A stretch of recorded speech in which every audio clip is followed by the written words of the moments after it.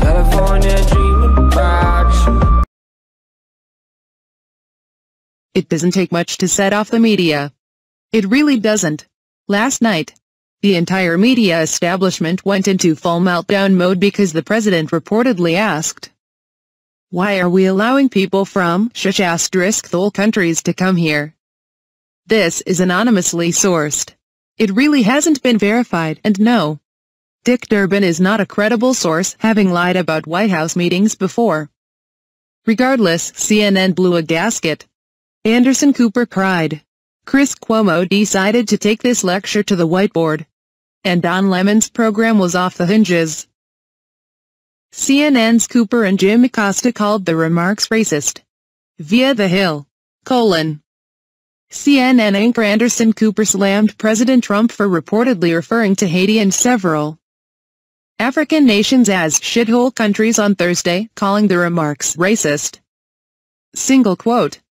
In a monologue delivered on Anderson Cooper 360, the CNN host said it was important for members of the news media to point out that Trump's remarks were not racially charged or offensive but rather racist. Single quote. The President of the United States is tired of so many black people coming to this country. Tired of immigrants from Haiti and Africa being allowed in, Cooper said, reading comments from Trump as reported by The Washington Post. Tired of Haitians and Africans. The president went on to say he would like to bring more people from countries like Norway.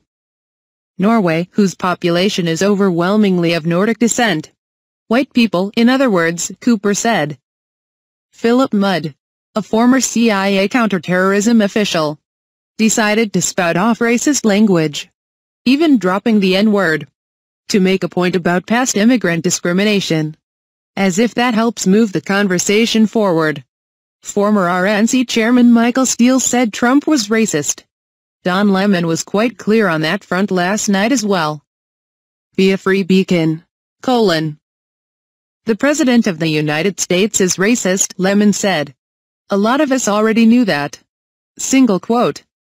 Lemon's opening comments come on the heels of reporting that Trump asked during an Oval Office meeting Thursday why the United States is allowing people from whole countries, referencing Haiti, El Salvador, and African countries, to immigrate to America.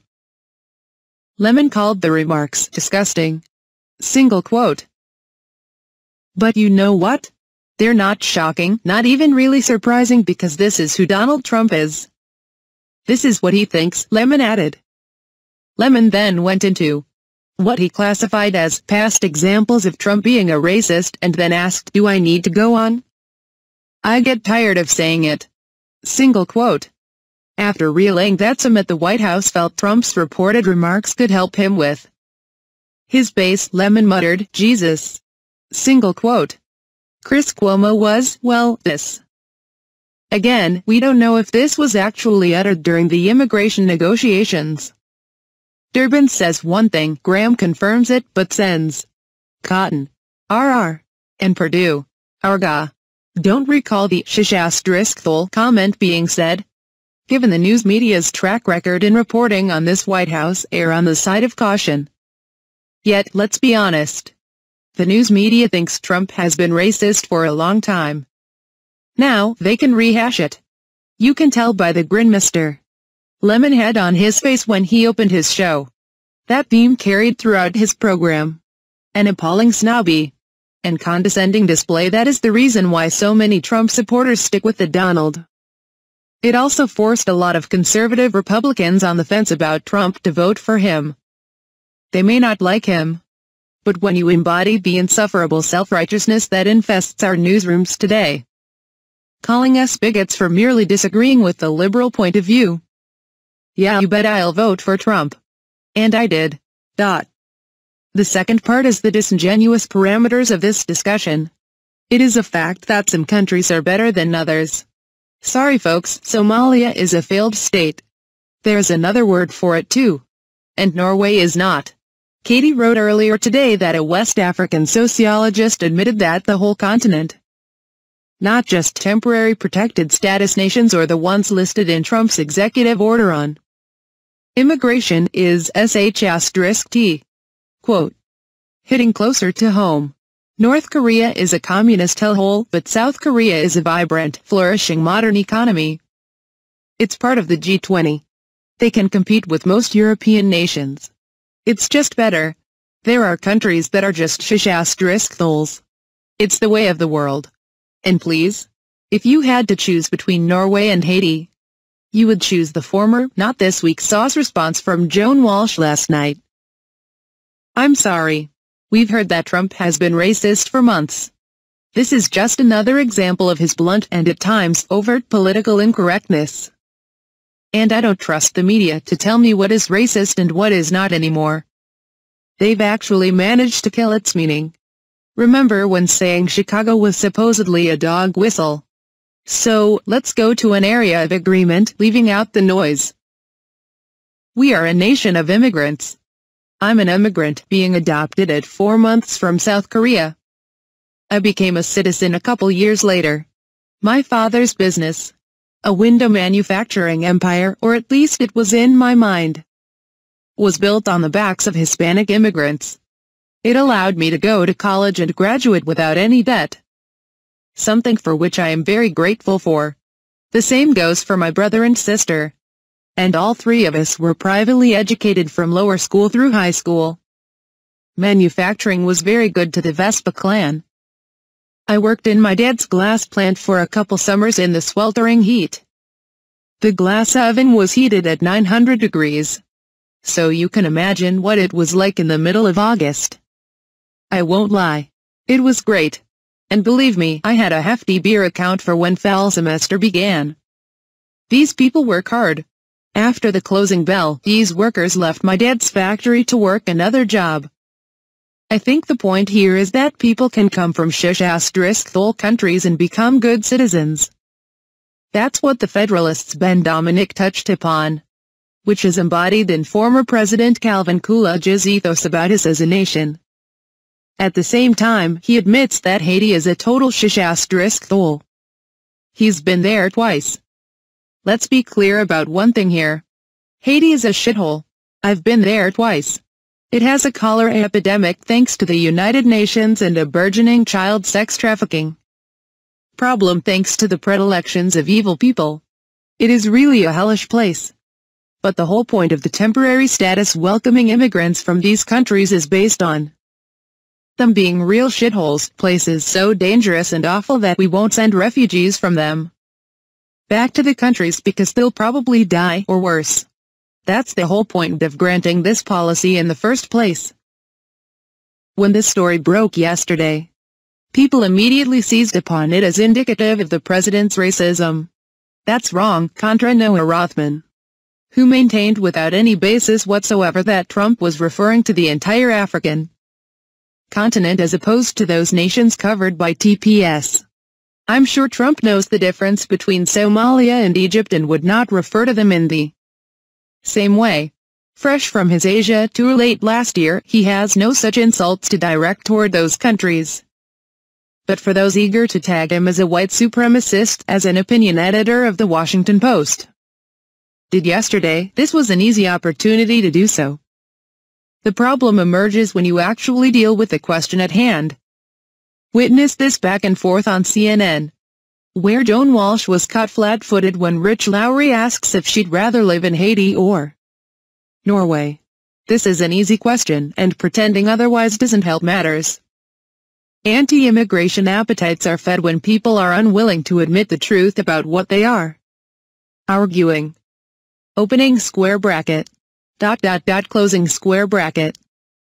In this case, I'd gladly argue that America has the potential to take people from shithole countries and turn them into great Americans. In fact, America has been doing this for a very long time.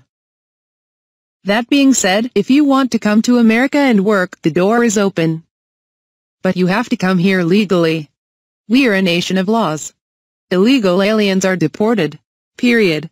This shouldn't be an issue, and neither should ICE agents being allowed to do their jobs. Far too often we've heard tragic stories of families suffering unspeakable tragedy. Usually an illegal murdering a loved one that could have been avoided if that person wasn't here. One of those stories is Laura Wilkerson, whose son Josh was brutally tortured, tied up, beaten to death, and then set on fire in 2010 by Hermilo Vildo Morales, an illegal alien from Belize. Kate Steinle is another tragic example. Ben Shapiro of the Daily Wire was blunt. Trump is president because illegal aliens are committing crimes and re-entering at will. And it hits close to home where I live in Virginia, where MS-13 is running rampant. You can be pro-immigration and for a strong border, while supporting federal authorities enforce our immigration laws. Democrats do not see it that way. In fact, even noted anti-Trump media personality and scholar Fareed Zakaria, who is not a hardcore conservative, said that the Democratic Party has swung to the extreme on immigration. Why? Because the Democratic Party has been taken over by urban-based self-righteous elites. Before we go, again, this holier-than-this attitude the media has on this is appalling. I know par for the course, but let's not kid around here.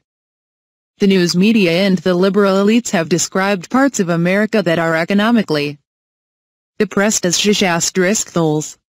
Former President Barack Obama criticized former UK Prime Minister for turning Libya into a *T show.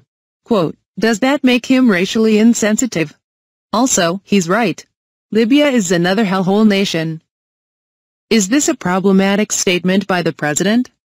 Was it just salty language used in a negotiation in which he meant the TPS countries? Offering a rough and certainly not eloquent description? All of this based on second-hand accounts, mind you, and none of the people privy to this meeting can agree that he said it. Despite the aggressive coverage of these remarks, Trump isn't going anywhere. He will be president tomorrow.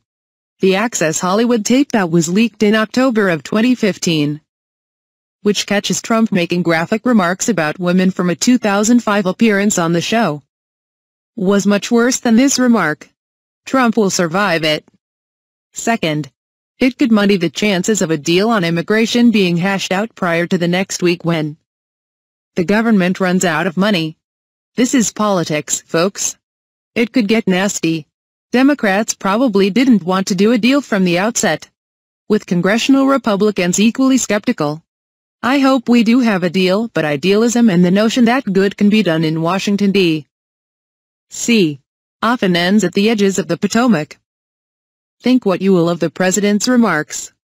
I'm of the opinion that you can be for immigration enforcement, while providing a path for people who want to work and live here to enter legally. Could the president have used better language? Of course, Obama could have done the same as well. In the meantime, let the media steam. In which case I know they will not dwell on that they're partially responsible for this situation.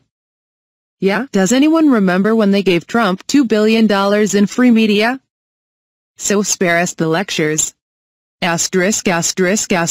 Update: Hillary Clinton weighed in. I'm not so sure that's a good idea.